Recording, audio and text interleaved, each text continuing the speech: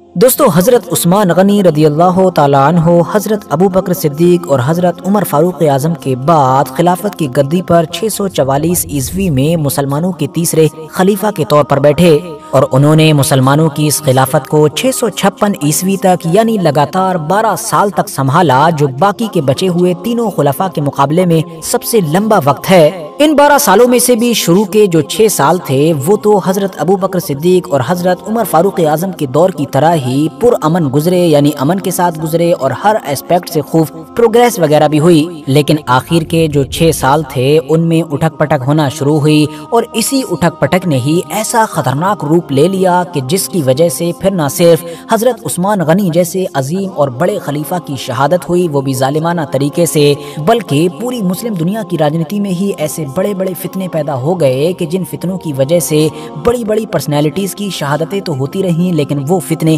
آج تک ختم نہیں ہوئے ہیں۔ دوستو آج کے دور میں بھلے ہی عام طور پر لوگ حضرت عثمان غنی کی شہادت پر زیادہ توجہ نہ دیتے ہوں، لیکن اگر آپ لوگ گہرائی سے دیکھیں گے تو ان کی شہادت بھی کہیں نہ کہیں حضرت امام حسین کی شہادت سے سملر ہے۔ وہ اس لیے کیونکہ یہ بھی نہ صرف اتنی ہی خطرناک، ظالمانہ اور دردناک تھی، بلکہ اس میں بھی حضرت امام حسین کی شہادت کی طرح ہی وہ لوگ شامل تھے کہ جو اپنے آپ کو مسلمان کہا کرتے تھے۔ اب سوال یہ ہے کہ آخر حضرت عثمان غنی کو شہید کرنے والے یہ لوگ تھے کون، اور ایسی بھی کیا وجہ تھی کہ نبی علیہ السلام کو ابھی گزرے ہوئے 20 سے 25 سال بھی نہیں ہوئے تھے کہ ان لوگوں نے حضرت عثمان غنی کے جو ان کی خلافت کی گدی پر بیٹھے ہوئے تھے ان کو ہی دردناک طریقے سے شہید کر ڈالا، وہ بھی ایسے خلیفہ کہ جن کے نکاح میں ایک ایک کر کے نبی علیہ السلام کی ایک نہیں بلکہ 2 بیٹیاں آئیں، اور اس کے علاوہ ان کو تو نبی علیہ السلام نے ایک بار نہیں بلکہ 3 الگ الگ موقعوں پر جنت کی بشارت دی تھی، یعنی دنیا میں ہی ان کو جنتی ہونے کا ٹکٹ دے دیا تھا۔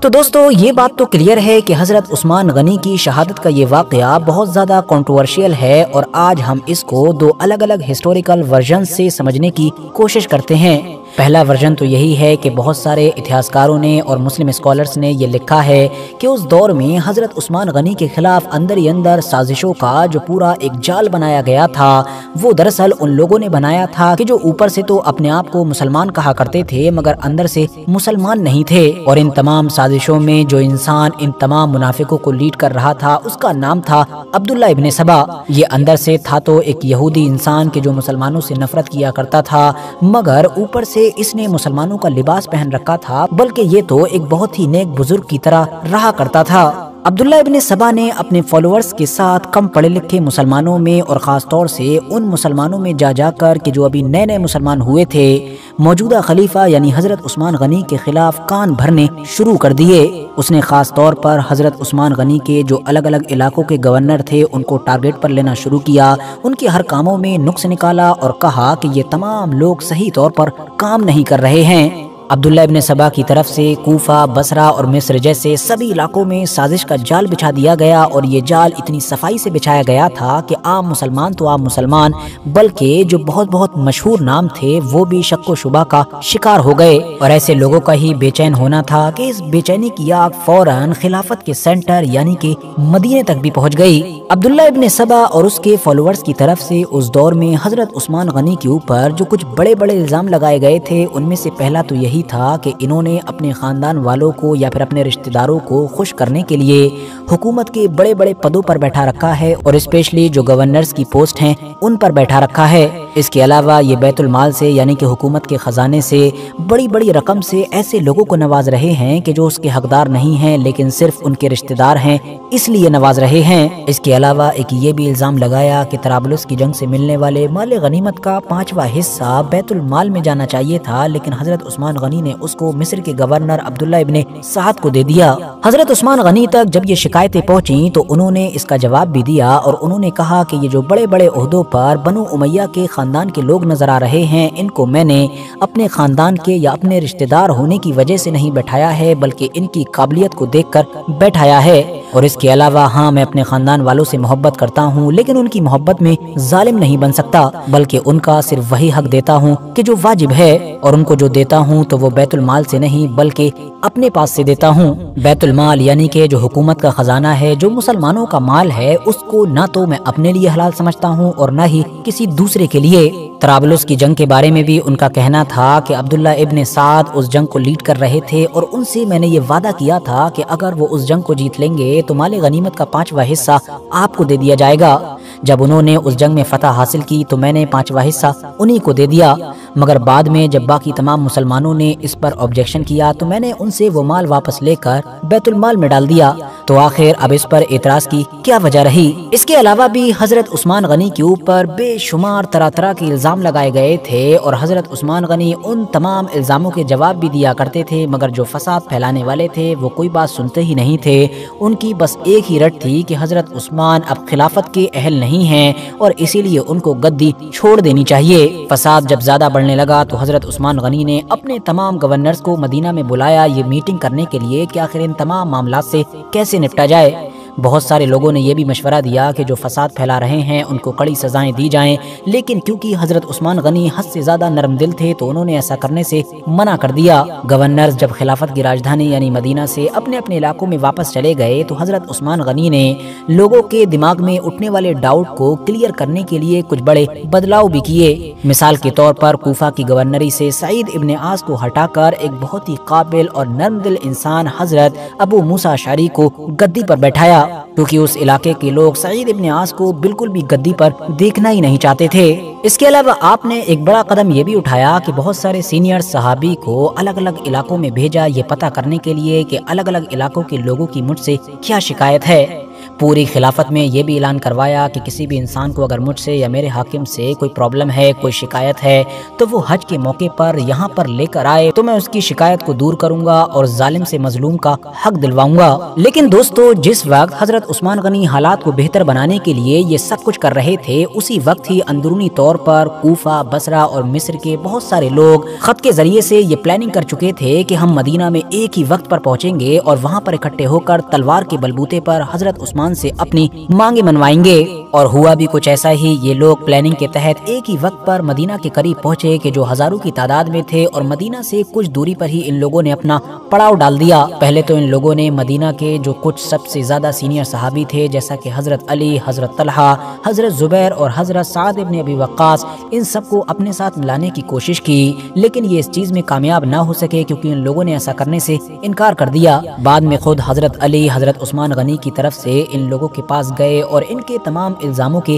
جواب دیے، ساتھ ہی میں یہ بھی کہا کہ حضرت عثمان آپ کی تمام مانگوں کو ماننے کے لیے تیار ہیں، اسی لیے اب آپ واپس چلے جائیں۔ حضرت علی کے بہت زیادہ سمجھانے پر یہ لوگ سیٹسفائی ہو بھی گئے اور اپنے اپنے علاقوں کی طرف واپس چلے گئے۔ اس واقعے کو ابھی کچھ دن ہی گزرے تھے کہ اچانک سے ایک دن پورے مدینہ میں گھوڑوں کے ٹاپوں کی آوازیں سنائی دیں اور ہر طرف سے یہی صدا آ رہی تھی کہ انتقام انتقام انتقام۔ یہ دیکھ کر جب مدینہ کے لوگ باہر نکلے تو ان کے ہوش اڑ گئے، کیونکہ وہ سارے ہی مصر اور الگ الگ علاقوں کے باغی کہ جو کچھ وقت پہلے ہی یہاں پر اکٹھا ہوئے تھے اور حضرت علی کے سمجھانے پر واپس چلے گئے تھے، وہ تمام لوگ واپس آ گئے تھے۔ حضرت علی نے فوراً آگے بڑھ کر ان سے واپس آنے کی وجہ پوچھی۔ اس پر مصری باغیوں نے جواب دیا کہ آپ کے سمجھانے کے بعد ہم لوگ تو واپس ہی جا رہے تھے، مگر راستہ میں ہم کو ایک جاسوس ملا جس کی چال ڈھال سے اور جس کی باڈی لینگویج سے ہم کو شک ہوا۔ ہم نے اس کو پکڑا، اس کی تلاشی لی تو اس کے پاس ایک خط ملا جو خط حضرت عثمان غنی کی طرف سے تھا، یعنی خلیفہ وقت کی طرف سے تھا اور مصر کے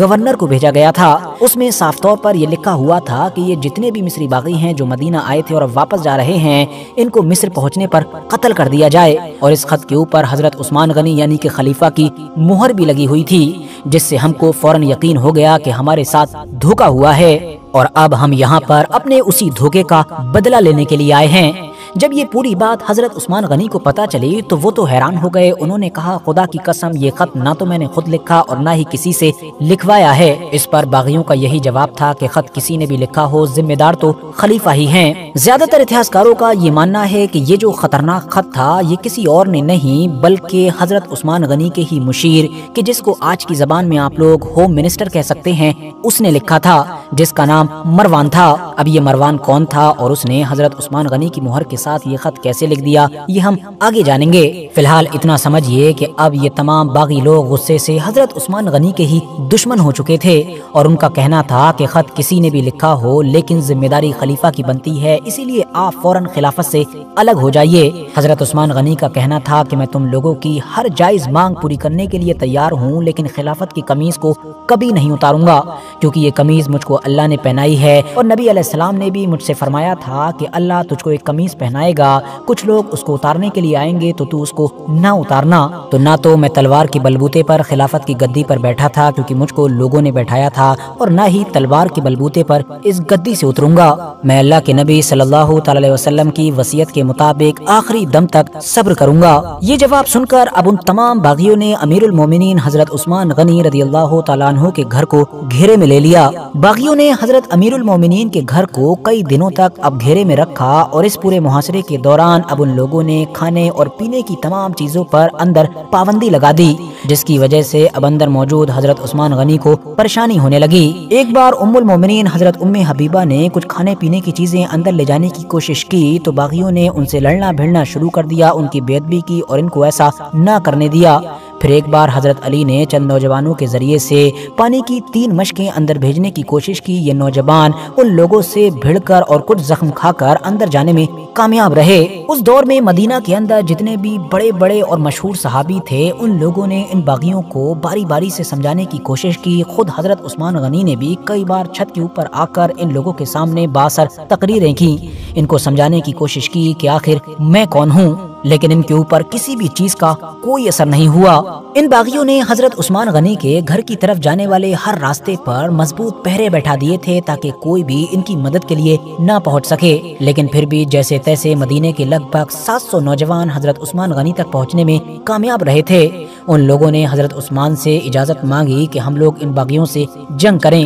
مگر حضرت عثمان غنی کے جو اس وقت دنیا کی سب سے بڑی اور سب سے طاقتور حکومت کی گدی پر بیٹھے ہوئے تھے، انہوں نے کہا کہ تم لوگوں کو خدا کا واسطہ میرے لیے کوئی بھی کسی کا خون نہ بہائے۔ حضرت عثمان غنی کی اس طرح کی باتیں سن کر ان میں سے زیادہ تر نوجوان واپس چلے گئے۔ حضرت عثمان غنی نے یہ بھی پسند نہیں کیا کہ وہ مدینہ شہر کو چھوڑ کر کسی اور علاقے میں چلے جائیں اور اپنی جان بچا لیں۔ انہوں نے آخری دم تک صرف وہی کیا کہ جس کے لیے وہ مشہور تھے، یعنی کہ صبر اور حد سے زیادہ نرم دلی۔ لیکن دوستو، جب مدینہ میں یہ سب کچھ چل رہا تھا تبھی مکہ میں حج چل رہا تھا، یعنی وہ حج کا وقت تھا۔ ان باغیوں کو یہ ڈر تھا کہ مکہ میں حج کرنے کے بعد لوگ اس طرح کی جب خبریں سنیں گے تو ڈائریکٹ مدینہ کی طرف ہی واپس آئیں گے اور ان کو خلیفہ کے خلاف یہ سب کچھ کرنے کا موقع نہیں ملے گا۔ اسی لیے انہوں نے اب فوراً ہی حضرت عثمان غنی کی شہادت کی پلاننگ شروع کر دی، اور آخرکار 17 جون 656 عیسوی میں اور ہجری کے حساب سے کہوں تو 35 ہجری ذوالحجہ کے مہینے میں ان لوگوں نے حضرت عثمان غنی کے گھر پر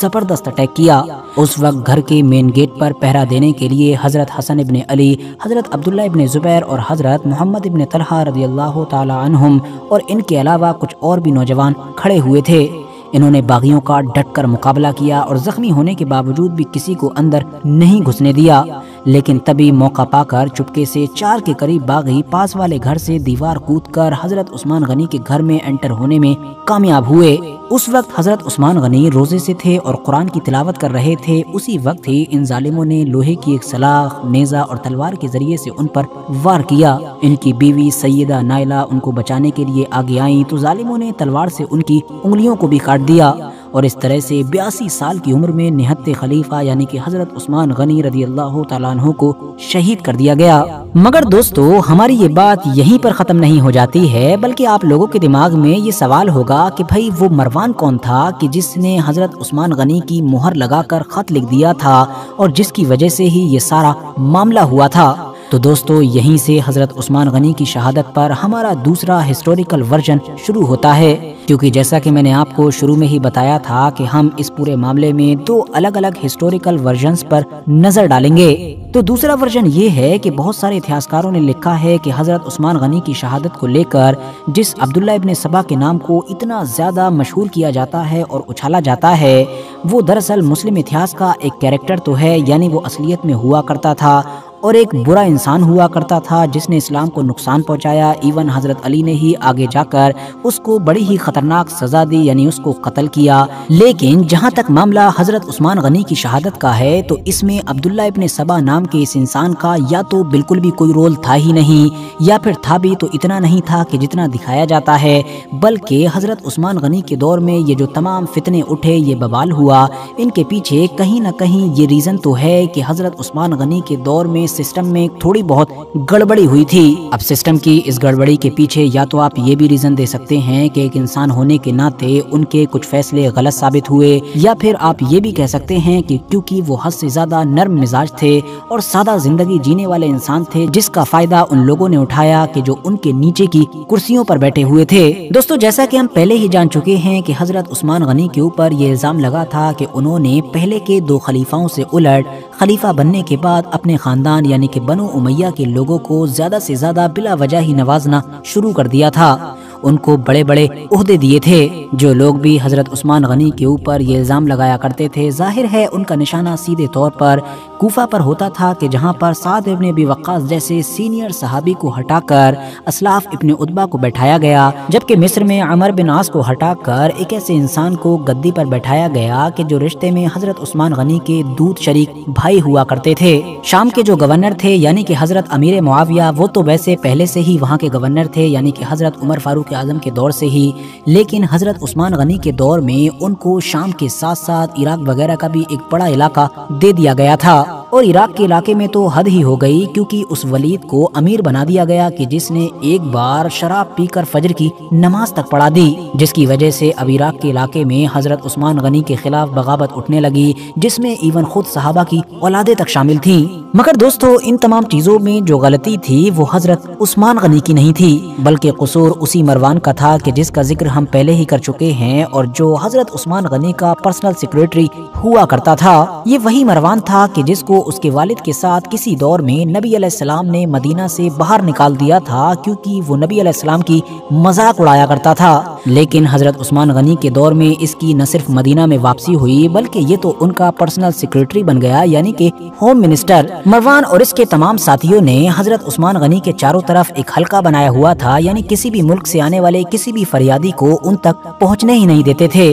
زیادہ تر چیزوں سے ان کو بے خبر رکھا جاتا، ایون اگر ان کے لیے کوئی خط آتا تو وہ بھی ان تک پہنچ ہی نہیں پاتا۔ زیادہ تر جو شکایت وغیرہ کے خط آتے تھے ان کا تو کوئی اوٹ پٹانگ جواب یہ خود مروان لکھ کر ہی مہر لگا کر واپس بھیج دیتا تھا، جس کو دیکھ کر پھر عام لوگوں کا غصہ اور بڑھ جاتا تھا۔ کیونکہ یہ پرسنل سیکریٹری تھا یعنی کہ ہوم منسٹر تھا، تو ظاہر ہے حضرت عثمان غنی کی جو مہر تھی وہ بھی اس کے پاس رہا کرتی تھی۔ ویسے تو بہت سارے الگ الگ علاقوں میں بہت سارے لوگ بڑی بڑی پوزیشن پر بیٹھے ہوئے بنو امیہ کے لوگوں سے، سرداروں سے پریشان تھے، لیکن یہ پورا ماجرا اس وقت کھلا کہ جب عراق میں ولید والا میٹر ہوا، یعنی ولید نے شراب پی کر فجر کی نماز پڑھا دی۔ اس کے بعد ایک شخص عراق کے لوگوں کی شکایت لے کر مدینہ خلیفہ وقت کے پاس پہنچا، لیکن دستور کے مطابق اس کو بھی حضرت عثمان غنی سے دور رکھنے کی ہی کوشش کی گئی۔ لیکن نبی علیہ السلام کی پیاری بیوی یعنی کہ حضرت عائشہ صدیقہ رضی اللہ تعالیٰ عنہا تک جب یہ بات پہنچی تو وہ فوراً حضرت عثمان غنی کے پاس پہنچی، اور انہوں نے نبی علیہ السلام کی جو نالین مبارک تھیں یعنی کہ چپلیں، ان کو ہوا میں لہرا کر فرمایا کہ ابھی تک تو نبی علیہ السلام کی یہ نالین مبارک بھی پرانی نہیں ہوئی ہے کہ اس سے پہلے ہی اسلام کا نقشہ بدل دیا گیا، اسلام کے نظام کو برباد کر دیا گیا، آپ کو بنو امیہ نے پوری طریقے سے بے خبر رکھا ہے۔ یہ سن کر اب حضرت عثمان غنی پورے معاملے سے باخبر ہوئے، انہوں نے فوراً غصے میں ولید کو بلوا کر اس کو کوڑے لگوائے، لیکن ظاہر ہے اب تک تو کافی دیر ہو چکی تھی، کیونکہ بہت سارے علاقوں میں مسلمانوں کے بیچ حضرت عثمان کو لے کر وہ وروध شروع ہو چکا تھا کہ جس کے بارے میں ہم پہلے بات کر چکے ہیں۔ لیکن یاد رہے کہ یہ صرف وروध ہی تھا، یعنی کہ نا اتفاقی تھی، نہ کہ بغاوت وغیرہ۔ لیکن بعد میں اسی وروध کا ہی فائدہ اٹھایا ان منافقوں نے، ان غداروں نے کہ جو پہلے سے ہی تاک لگائے بیٹھے تھے۔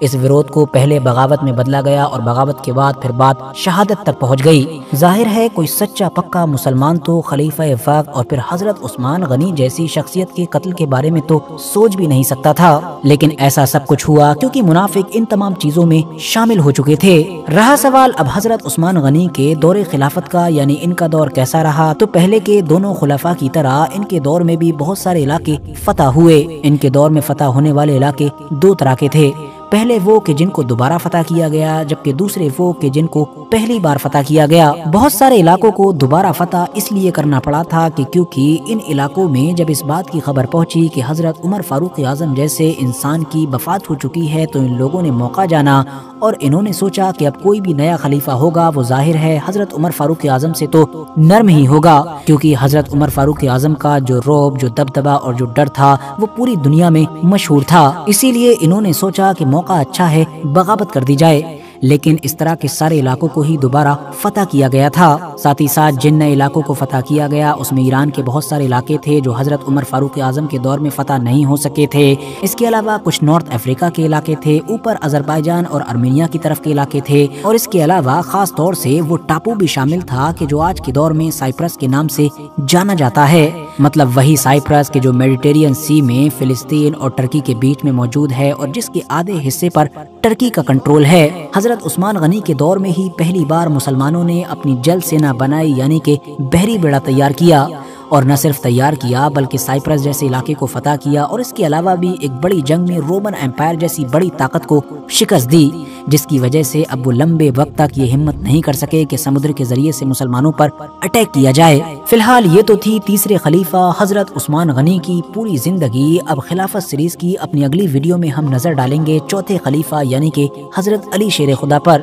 اور جانیں گے کہ آخر حضرت عثمان غنی کی شہادت کے بعد ایسا بھی کیا ہوا کہ فرسٹ مسلم سول وار ہو گئی، یعنی کہ گرہ یدھ، اور پھر صفین اور جمل جیسی جنگیں دیکھنے کو ملی کہ جس میں ایک طرف تو حضرت علی شیر خدا تھے، جبکہ دوسری طرف نبی علیہ السلام کی وائف حضرت عائشہ صدیقہ یا پھر ایک دوسرے صحابی حضرت امیر معاویہ تھے۔ کیوں چاروں خلفاء میں سب سے مشکل بھرا دور حضرت علی کا ہی مانا جاتا ہے؟ سارے ہی سوالوں کے جواب جانیں گے مگر اس سیریز کی اگلی ویڈیو میں۔ اس سے پہلے اگر آپ لوگوں نے اس سیریز کی پہلے کی ویڈیوز نہیں دیکھی ہیں تو آپ لوگ ڈسکرپشن میں دیے گئے لنک کے ذریعے سے دیکھ سکتے ہیں۔ یہ ویڈیو اگر جانکاری سے بھرپور لگی ہو تو لائک کرنے کے ساتھ ساتھ دوستوں کے ساتھ شیئر کر سکتے ہیں، اور ایسے ہی نالجبل اور ہسٹوریکل ویڈیوز ہمیشہ دیکھنے کے لیے ہمارے اس چینل کو سبسکرائب کرنے کے ساتھ ساتھ بیل آئیکن کو ضرور پریس کریں۔